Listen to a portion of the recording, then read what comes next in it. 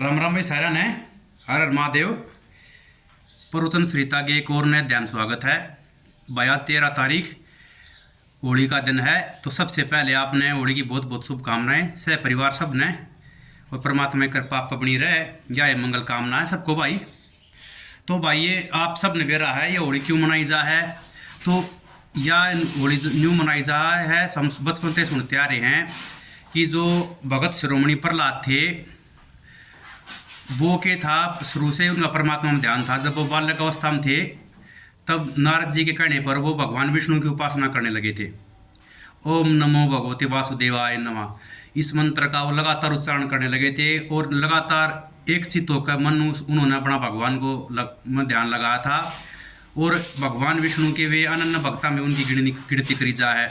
तो उसके जो पिताजी थे हिरण्यकश्यप, वो राक्षस थे और उनका जो विचारधारा थी वो अपने अभिमानी थी और अहंकारी थी। वो के था ब्रह्मदेव तो वरदान प्राप्त करके और अपने आप की शक्ति के मद में खो गया था और ये सोच रहा था कि तीर्थ बड़ाई संसार में कोई भी ना है और खुद न भगवान मानन ना क्या था। या भाई आज के युग उस समय भी यह सच्चाई थी और आज भी यह सच्चाई है। कोई पैसे के घमंड में रहा है, कोई शक्ति के घमंड में रहा है, कोई पद के घमंड में रहा है, कोई प्रतिष्ठा के में रहा है। एक बार आदमी द्वार पावर आ जाए है वो नहीं सोचना नाग जाए, फिर तीर्थ बड्डा इस दुनिया में कोई ना है।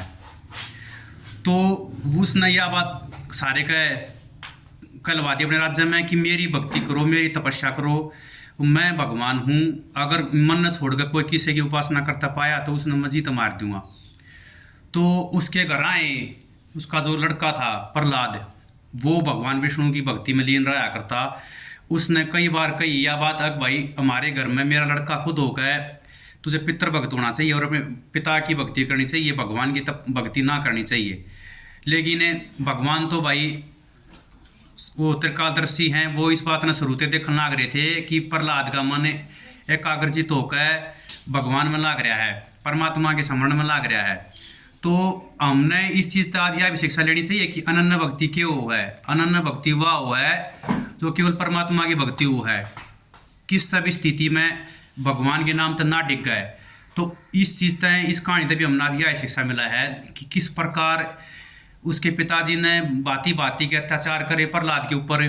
कई बार उबलते तेल में डाल दिया, एक बार पर्वत से नीचे फेंक दिया।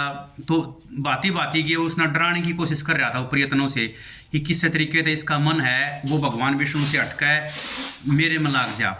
भाई माता पिता भगवान के समान हो, पहले बता चुका हूँ, यह जरूरी है। लेकिन यह भी सच्चाई है कि वो हमारे माता पिता का और सबका जो एक स्वामी है परम पिता परमेश्वर, वो इस जगत का पालन करता है और इस जगत का रचयिता है। मतलब इस जगत के सृष्टि के कण कण में वो ही व्याप्त है। तो बार बार वो उसने बाती बाती के कष्ट दे गया, लेकिन उसका मन है वो एक परमात्मा में लगा था, वो उस तट ज्ञानी। तो उसकी जो बहन थी हिरण्यकश्यप की या प्रहलाद की बुआ होलिका, उसको ये वरदान प्राप्त था कि अग्नि उसको जलाएगी नहीं। तो एक विशाल लकड़ी का वो बनाया गया चिता के समान और उस पर वो बैठ गया है प्रहलाद ने अपनी गोद में लेकर। और वो कहती है अपने भाई से कि मैं इसको जला के भस्म कर दूंगी, अग्नि मेरा तो कुछ जला नहीं सकती, मेरे को ब्रह्मा का वरदान है। लेकिन जब वो प्रहलाद ने अपनी गोदी में लेकर बैठा है, वह आग प्रहलाद का कुछ ना बिगड़ पाता है उसमें, क्योंकि वो ओम नमो भगवते वासुदेवाय नमः भगवान का जाप करता रहा है, भगवान का स्मरण करता रहा है, उसका मन परमात्मा में रहा है।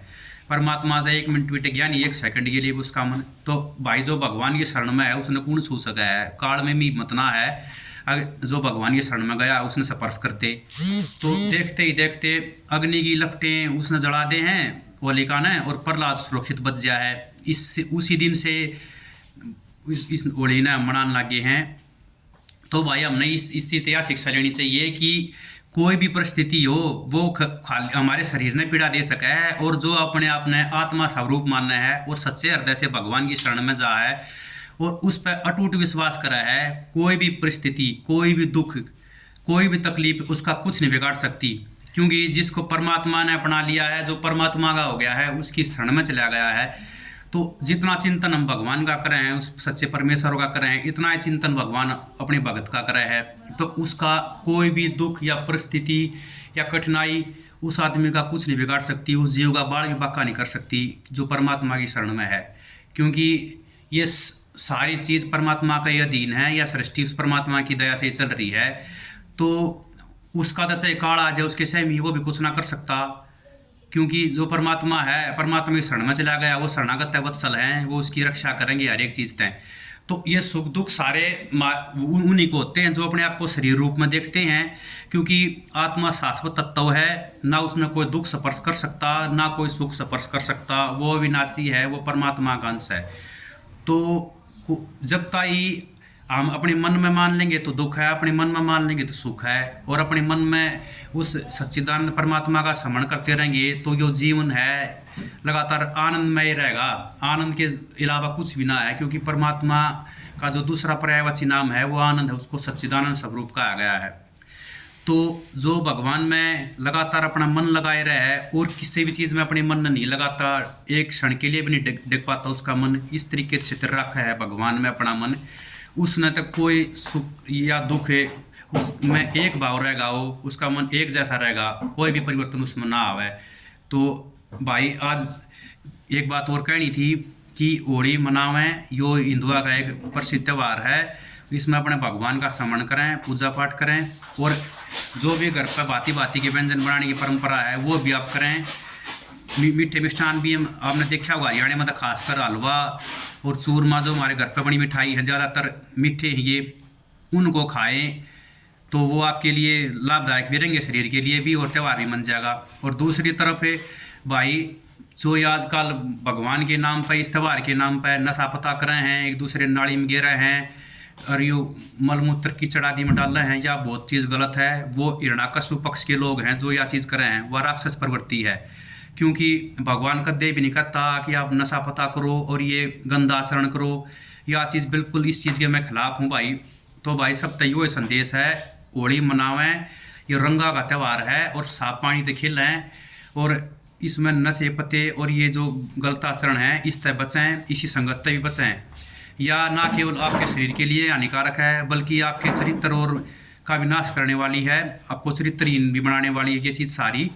तो भाई आप सबको एक बार फिर से जाते समय आज के लिए वीडियो में इतना ही, कि मैंने बताया कि इस जो प्रहलाद की कहानी उससे हम यह शिक्षा लेनी चाहिए कि जिसका परमात्मा में अटूट विश्वास है और परमात्मा में लगातार जो भजन मगन है, उसका कोई परिस्थिति कोई कुछ नहीं बिगाड़ सकता। जो परमात्मा की शरण में गया है वो परमात्मा उसकी रक्षा करेंगे जिसने भगवान पर विश्वास है। तो सब पर भगवान की कृपा बनी रहे। होली का त्यौहार है, सारे इसने प्रेम पूर्वक मनावें।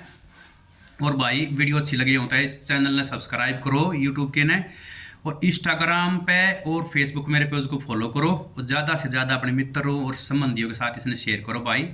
आज के लिए इतना ही, एक और नए अध्याय में फिर मुलाकात होगी। हर महादेव, जय श्री राम, हैप्पी होली। जाते समय एक बार फिर और बहुत सारी होली की शुभकामनाएं आपने।